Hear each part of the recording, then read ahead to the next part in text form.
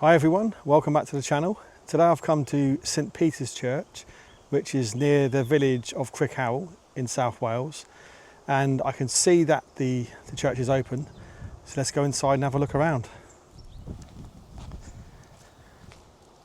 So this church is very clearly open. The last one I went to was closed, which was really annoying. And here we have the sign. It's open between 10 and 4:30 throughout the summer. So if you want to come and visit, it'll be definitely open. As usual, we are greeted with a font. This one is very old, from the Norman period, around the 11th century. The base itself is much more modern.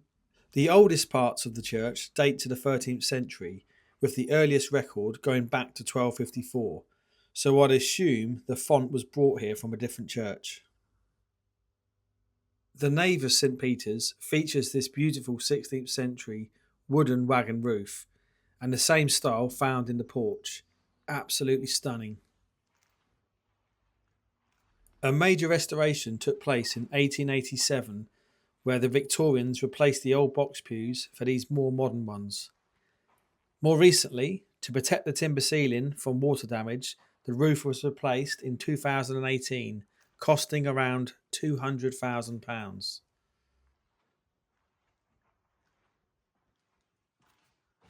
There's a few stained glass windows inside, and this is my favourite one on the south wall of the chancel, called the Angel Window, and it features an angel carrying a portative organ, which is an historic portable pipe organ strapped to the performer at the right angle.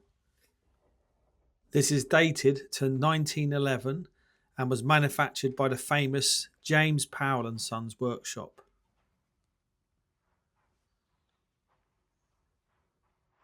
This lovely organ, which was built in 1881 by a Bristol company, was originally hand pumped by an operator. In the late 1950s, an electric blower was installed.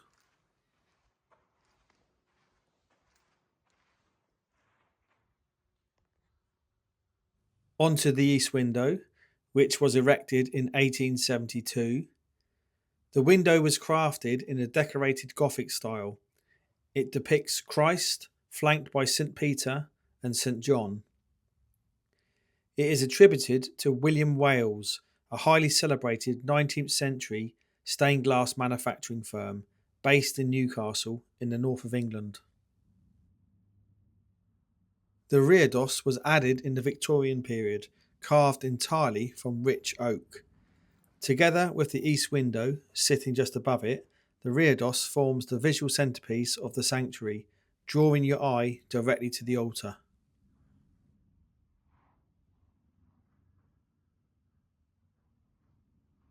This window was created by Clayton and Bell, one of the most prolific stained glass studios of the Victorian era.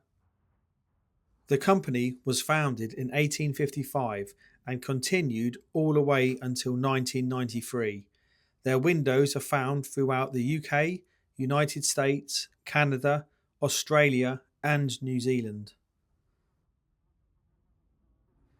This is the oldest window in the church, made in 1867. Let me know in the comments below which is your favourite window. Below the window is this holy water stoup, believed to be as old as the font. It survived both the Reformation and the Victorian Restoration. Back to the organ, and it still has its original hand pump handle on the right hand side.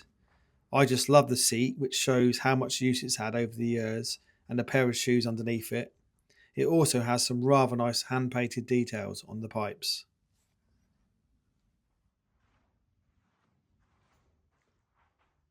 The ceiling in the chancel is really nice, but I actually prefer the one in the nave. Again, let me know in the comments which style you prefer.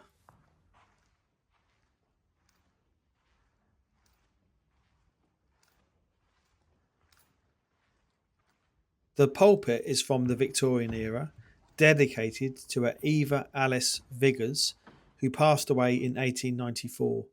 It was commissioned by her surviving brothers and sisters. Their father was a former reverend. I hope you enjoyed looking around this Grade 2 star listed building. Let's go outside now and have a look around.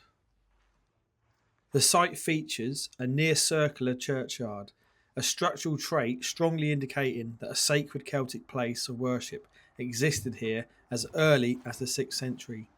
Local folklore suggests the curved layout left nowhere for the devil to hide.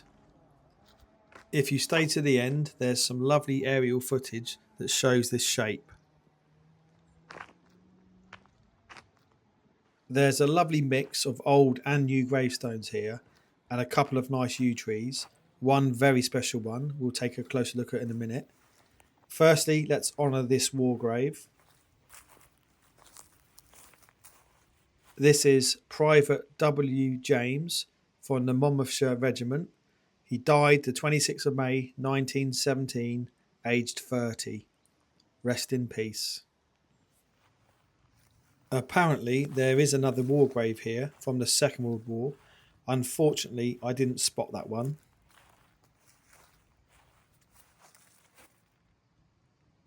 Hidden behind its own branches, you will find this very special yew. This is one of the oldest in the area. As you can see, it's a big hotspot for gravestones. These people have got the right idea. Nowadays, you would be very lucky and honoured if you could be buried underneath one. The yew trees are known as the guardians of the graveyard. This one looks older than the church itself. I would say probably as old as the 6th century, when this was once believed to be a sacred site. If you are like me, you will love my next video. The church I visited directly after this one is packed with even older yews, and I had another spooky experience. Hopefully that video will be ready for you by the weekend. I have to say, this church felt really peaceful and well loved. A big credit to the people who look after it. So definitely a place you should come and visit. Let's talk about the tower quickly. It was built from the original church in the 13th century. The majority of the current square tower was constructed in the 14th or 15th century.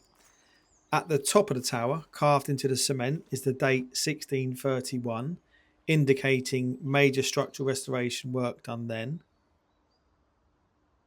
There are just two bells inside, one from 1495 and the other from 1661. I really like the churchyard cross, very tastefully done. The lower parts are from the 14th century. Like all of these church crosses, the shaft and decorative top were destroyed during the Reformation. This was replaced with a much more modern Celtic style cross, and it's now a Grade 2 listed monument. I just pray that history doesn't repeat itself. I really hope you enjoyed today's video of a beautiful little church, St. Peter's. If you did, please hit the like button for me. And if you haven't subscribed already, please consider that, as it really helps the channel. I shall see you all on the next one.